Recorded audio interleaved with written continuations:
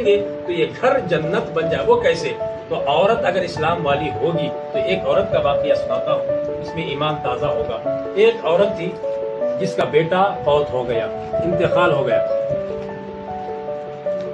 شوہر محنت کے لیے، مزدوری کے لیے کام کو جایا کرتا تھا. جیسے رات ہوتی واپس آتا، بہت تھکا ہوتا تھا. ایسے وقت میں دوپہر کے وقت تھا، بیٹا انتقال ہو گیا. روتی رہی مگر خبر نہیں پہنچائی. جب آنے کا وقت آیا تو بچے کو ایک کمرے میں سلا کر اس کے چہرے پر کپڑا ڈال کر ہنپ تک نہیں ہونے دی.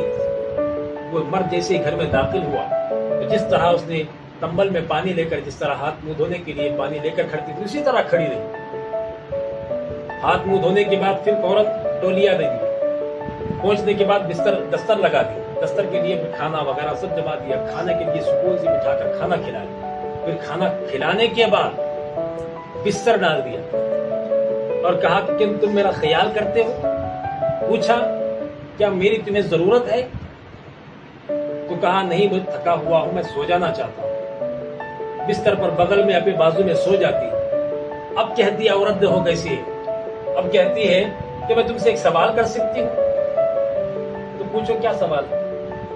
کیا کوئی انسان ہمیں امانت کے طور پر کوئی چیز دے کر جائے چند دنوں کے لیے، امانت ہمارے پاس ہو اور وہ وقت آئے، دینے والا آیا اور اپنی امانت لے کر چلا گیا، تو کیا جو امانت رکھی ہوئی تھی اس کی ہمارے پاس، اسے ہمیں دینا چاہیے یا اپنے پاس رکھ لینا چاہیے؟ یہ سوال بستر پر سو کر عورت کہہ رہی ہے. پہلے تولیہ دیا، پانی منہ ہاتھ دھونے کے لیے دیا، پھر کھانا کھلایا، پھر بستر پر ڈالا.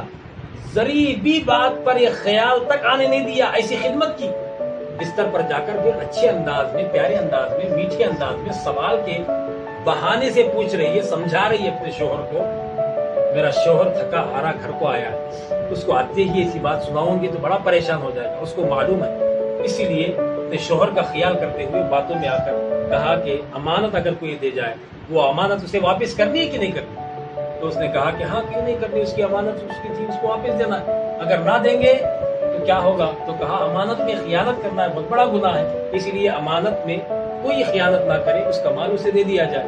تو اگر جو چیز امانت کے طور پر رکھی ہے، اگر اس چیز سے ہمیں محبت ہو گئی ہو، اس وقت دیتے وقت ہمیں رونا آ جائے تو کیا کریں گے؟ تو ہاں، رو تو رو، یہ مزاجی طبیعت ہے، رونا تو آئے مگر اسے دینا واپس ہے، ضروری واپس دینا ہی ہے. تو یہ عورت کے جواب سنتے ہی عورت نے کہا، مرد کے جواب سنتے ہی عورت نے کہا کہ ایسے ہی میں آپ کو بتانا چاہتی ہوں، قالوا انا للہ وانا الیہ راجعون. تمام چیزیں اللہ کی ملکیت ہے، اللہ کی امانت ہے.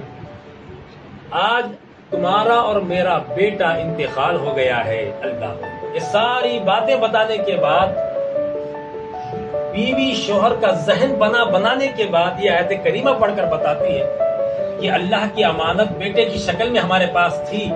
وہ امانت اللہ نے اپنی امانت خود لے لیا ہے، تو ہم اس کی محبت میں روئیں گے مگر اس کی امانت کے چھن جانے پر مایوس نہیں ہوں گے.